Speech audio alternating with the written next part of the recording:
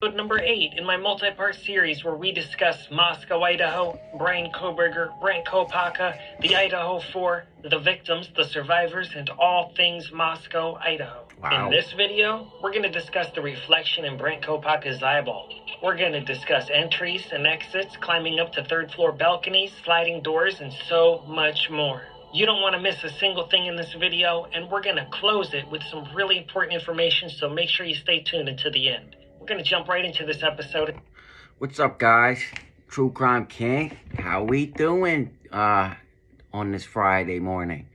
We're starting it off with a boom, right? We're going to be reacting to Crime Circus. And you just heard them. Everything you're going to be talking about. Everything about the Idaho case, right? So, without further ado, here we go. Let's see what I have to say for myself this time.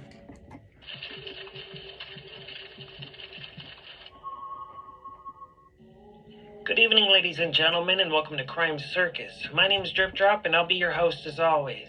In this special feature presentation, we're going to jump right into this video and Special feature presentation, guys.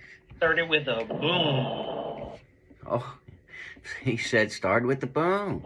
In episode number 7 in the series, I discussed I guess he does that on every video. I guess I'm learning, right? the paratrooper theory. Brent Kopaka was a paratrooper. It's been theorized that the perpetrator that committed this heinous act made entry into 1122 King Road via the third floor balcony. Check out this animation. This is what I showed you in my previous video. As you can see here, a paratrooper may have easily been able to make it onto the third floor Okay. I don't think that happened at all, but balcony if they were highly skilled and trained via the military. However, quite a few of you out there thought that was very outlandish, next to impossible, I'm one of them. and some of you were convinced that the perpetrator climbed up the pole into the third floor balcony. Let's check out some of these video clips I've obtained. As you can see here, this is a man climbing a pole very fast. However, he's using assistive devices. Yeah, okay, for that, you have to have specialized boots that have spikes in them, okay? And, and then you have to have this big-ass rope, right? And a deck's different. Once you get, you don't just go all the way to the top, right? When you get to the top of the pole on a deck, you're going to have to climb, pull yourself up and climb over, right? And then you get down with these big spiked boots and this rope, right? That didn't happen either.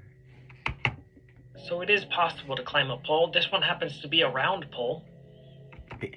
Koberger would have had to get up on the roof, then take those boots. So you can't walk around with those big spiked boots. You're going to have to change your boots, right?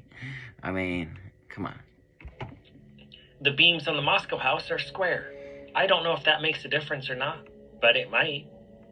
No, it would actually make it easier to climb, right? But, yeah,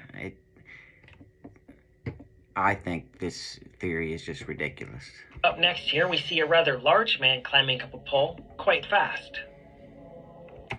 Once again, those boots have spikes in them. I used to have a friend that worked that did this for a living. So he showed me. So that's how I know all this. Up next, we have what I believe is the most interesting of... Okay, yeah, this is just from India where they can climb poles. 3 video clips. This is a woman who appears to be using her bare hands and feet climbing a concrete rectangular pole quite high in the air, and she's moving at lightning speed. I can guarantee you with probably almost 100% certainty that Koberger did not do this, okay? If you think he did this, please put in the comments and tell me that you think he climbed the pole or whatever you think he did. If you think he just went into the second floor sliding door, hit the like button.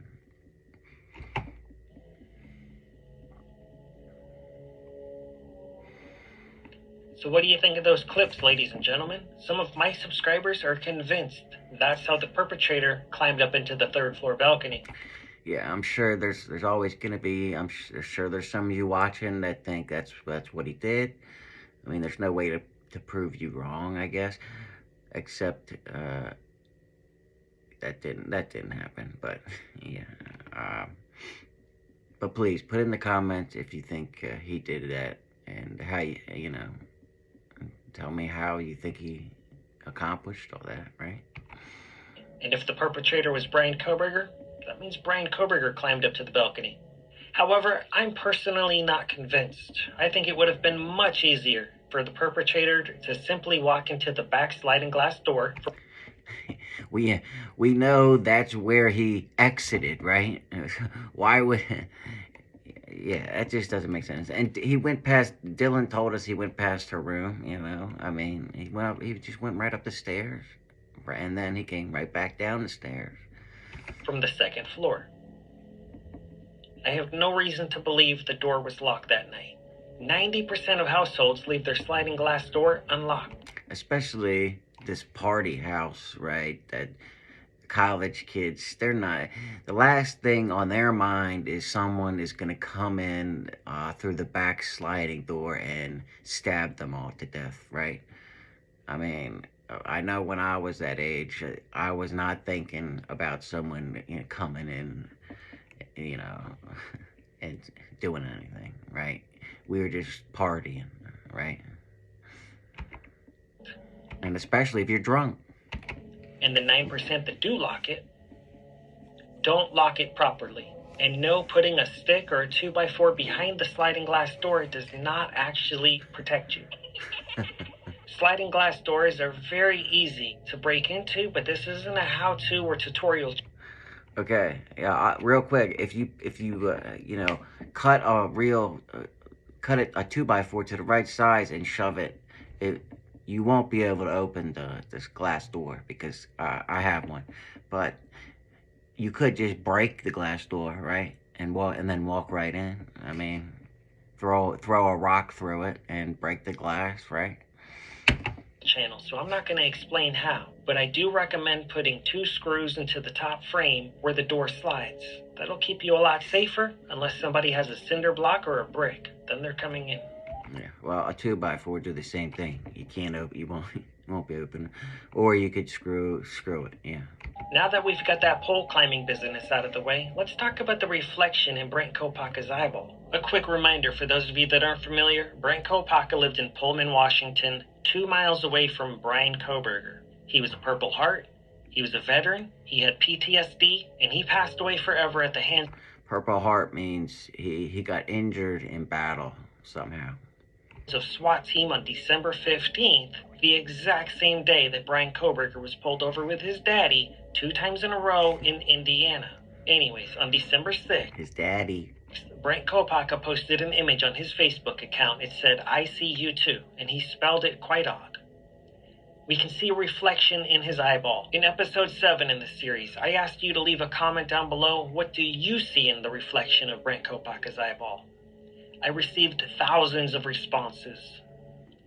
I think some of you were right on the money, some of you were way off, and some of you asked some great questions and made some great points that really makes the mind wonder about this situation. Without further ado, let's jump right into this, and I'm going to show you an overlay on top of Brent Kopaka's eye. Let's check this out. As you can see here, I have overlaid an image on top of Brent Kopaka's eyeball. I'm going to mess with the opacity, which means it's going to go from less transparent to full-blown image on top of his eyeball and back down, and I'm going to mess with the slider and show you different variations of what may or may not be the reflection in Brent Kopaka's eye. I'm going to put an arrow on the screen to help direct you to the things I'm talking about as I'm talking about them. In the back corner of this image, we can see the crime scene house. It seems to be a really close match. It may or may not be, but it seems to match quite well.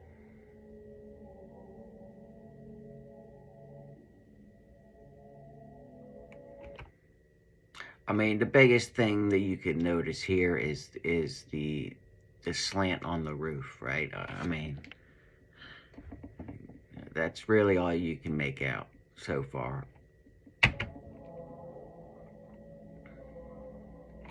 To the right-hand side of this image, we see a blue apartment building. In the reflection of his eye, it's way more blue. but it is blue. In the upper left-hand corner of his reflection, we see something. It seems to be square. Okay, now, I think that's more than a coincidence with, you know, especially with the blue house with the angle going up like that. That it looks to be him staring at the King Road house, right? Hit the like button if you agree. Squarish or rectangular. Also, in that exact same location, we see an apartment building on Queen Road. Also, what can be seen approximately in the center of the reflection, as well in the center of the overlay, is Queen Road. Is the reflection in Brent Kopaka's eyeball this scene, this location? I don't know. I also see 2 or 3 other things within this picture that really raises question. Yeah, again, there's really no way to prove that unless to get like an eye specialist that does that kind of stuff every day, right? I mean, that would be, and even he would probably say he might not be able to tell 100%, right? In fact, it raises so many questions, it does make me wonder if this photo was photoshopped. And if that were the case, that would mean Brent Kopaka photoshopped this image of his own eyeball before loading it up to Facebook. I'll tell you what, if that image was photoshopped, right, and they got all those reflections in the eye right, just like that, and you can't really tell with him turning the opacity down and messing with the filters and all that, then they're really good. Whoever did that is really good at Photoshop, I'll tell you that. A large percentage of you out there saw the reflection of Murphy in his eyeball. I gotta say, I saw it too. Once you see it, you can't unsee it. But I'm not gonna be the one to make you see it. I'm not gonna do an overlay on Murphy because he's a survivor too, and he doesn't deserve to have his overlay put on top of Brent Kopaka's eyeball. Now, moving on to the next topic, I'm only gonna touch on this very briefly because I did discuss this in episode 7. The door locks on the girls' bedrooms in the rental house were regular locks. They were not keypad locks. Some of you attempted to call me out and said I was wrong. Okay, I just want to pause it just so everybody can, you know, everybody's 100% on this. That's a regular lock. Very easy to pick, you know. I'm sure everybody used to do it as kids, right? I mean, you can use almost anything. And you can even use a credit card and slide it right through that crack and the door will open, right? However, I did a lot of investigating, a lot of research. I looked at home improvement stores and I searched Google Images. There doesn't exist an inner doorknob lock that looks like Dylan's inner doorknob lock. And that's just a fact. If you know of one, please send it my way. Well, there has to be one that exists because she has one on her door. I've got my Linktree link down below. Somebody made it, right? And there's a contact section on there, and you can contact me with the link if you have one. I'm going to show some various locks on the screen to give you an idea of a comparison, just to I mean, it might be very hard to find, but yeah. Prove my point, because we like to keep it as factual as possible on this guessing show. Check these out. As you can see, the inner doorknob on keypad locks is usually quite large. The faceplate/bracket is big. As you can see, the front door on the King Road house had a keypad lock, but the girls' bedrooms themselves didn't, and sliding glass doors certainly don't. Moving on to the next topic in this video, Coffee House Apartments. That is approximately 10 to 15 minutes away from the crime scene, about 9.5 miles. Coffee House Apartments is also approximately 2 miles away from Steptoe Apartments. That's where Brian Kohberger lived in Pullman, Washington. Coffee House Apartments is where Brent Kopaka lived, and that's where the SWAT team took his life. It's been reported that Brian Kohberger would run 7 miles per day. It's unknown if Brent Kopaka used to run as well, but once the soldier... Damn, running 7 miles a day, that's a good amount, right? I mean, when I go to the gym, I walk a mile. I can't imagine running 7 miles. That's just me, though. Soldier always a soldier, and maybe he still kept up his physical training. Maybe they were running buddies, maybe they weren't. But they lived awfully close, and they probably shopped at the same stores because Pullman, Washington is a super small town. The type of town where everybody knows everybody. The type of town where you walk into the bar and they know your name. They say, "Hey, what's up, Drip?" But I've never personally been there. I've only done What's up, Drip? a lot of research on the internet. And you, the viewer, you're part of my investigative team, so I appreciate you watching because we share a lot of good ideas and theories right here in Crime Circus. I appreciate you. Yeah, same with here, True Crime King subscribers and commenters. Very good. I appreciate you all. You know who you are. Anyways, Coffee House Apartments is also 1 mile away from Washington State University. Is it normal for men in their late 30s to live that close to a bunch of university students? Please do tell me, because I wouldn't know. Moving on, I previously discussed visual snow. I gave you some animations. I'm going to play those animations again right here and now because they're very short. Okay, yeah, before this plays, I want to state for the record, I don't believe the visual snow had any role in this at all. And he could see fine, obviously. He was able to do the murders fine. He was able to drive fine. So, me personally, I don't put any credence into this visual snow. This is what I said it may have looked like if Brian has visual snow and he's walking through 1122 King Road. If someone out there has visual snow like this, please put a comment. I want to talk to you. This is what I said it may have looked like if Brian had visual snow and he was driving around. However, all of that's changed. I no longer believe Brian Kohberger had visual snow. Oh, see, he agrees with me now. But I've been saying this the whole time. Way to go, Drip. I think his eyesight was really good. So let's check out Whoa, he's sounding exactly like me. these animations without visual snow.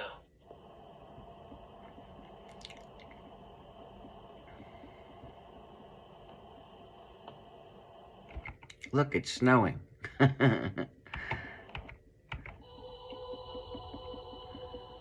This may have been what it looked like for Brian Kohberger to walk around the crime scene with crystal clear vision. Well, you got Dylan peeking out the door just like she did. Except, I'm sure the door wasn't cracked that wide, right? But he probably just did that to make it funny so we could see Dylan more, right?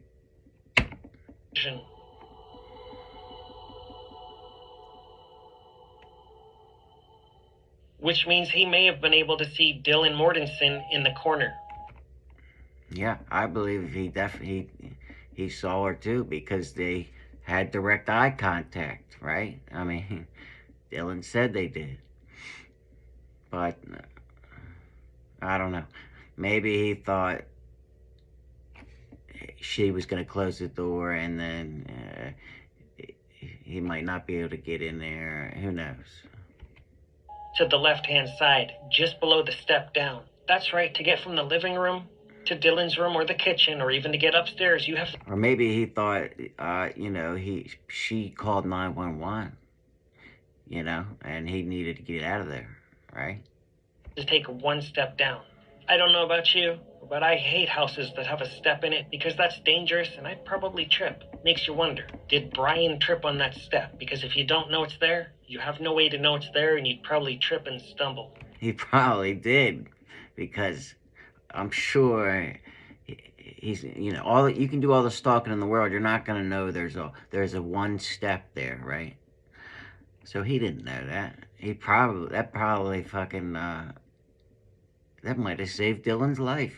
That one step. Who knows, right? That goes for going up the stairs and down the stairs. There's that one step down the bottom. I'm sure he probably remembered it the second time, but the first time he went over it, he didn't know.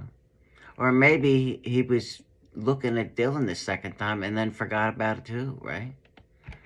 If that was his first time in that home, on November 13th in the early morning hours, you would think he might have been a little lost, dazed, and disoriented, unless he had been in the home before. Because that one little step up is a little tricky gotcha step. Yeah, if he had been in the house before, then he would know about it, yeah. The type you should probably have red spray paint on or some caution tape, because I bet a lot of first-time guests in that house tripped over it. And he used to use drugs, and I'm sure a lot of them people in those houses use drugs, at least recreationally, right? Some kind of drugs, even if it's just marijuana, right? That's just my theory anyways, because that seems like common sense. I'd probably trip over that step daily, even if I knew it was there. So I don't believe there's any evidence Brian Kohberger had visual snow at this point. There were the writings on the internet from when he was 15, 16, 17. He could have been a lost, confused teenager on the internet. He could have even just been trolling for the LOL. Anyways, moving on. Let's check out these photos of Brian Kohberger. These are the various emotions. Happy, look at the happy, look at the sad, look how excited he looks, guys. Mad, surprised, and tired. Looks exactly the fucking same in every single one of them. Of Brian, you can see what he looks like when he's happy, when he's sad, excited. You don't want to make Brian mad. Surprised. You can't tell the difference at all. And this is what Brian looks like when he's tired. And apparently Brian Kohberger was always tired. Because that was the same picture. I bet you $100,000 that was the same picture. By all accounts, he went to class fatigued.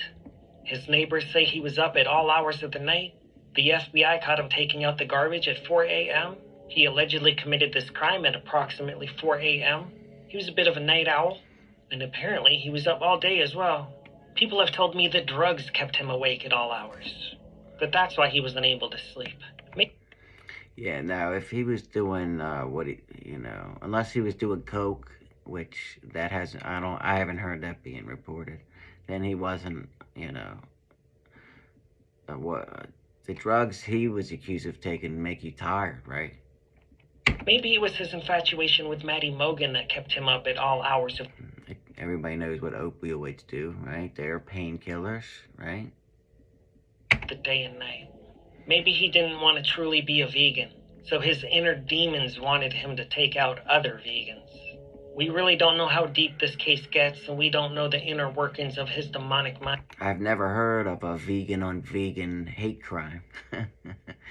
If you have, let me know in the comments. If he has the demonic mind. We don't know if he's guilty yet. But, yeah, that's it for today, guys. That's the end of the video. Hope you enjoyed it. If you did, hit the like button. And until next time, True Crime King, out.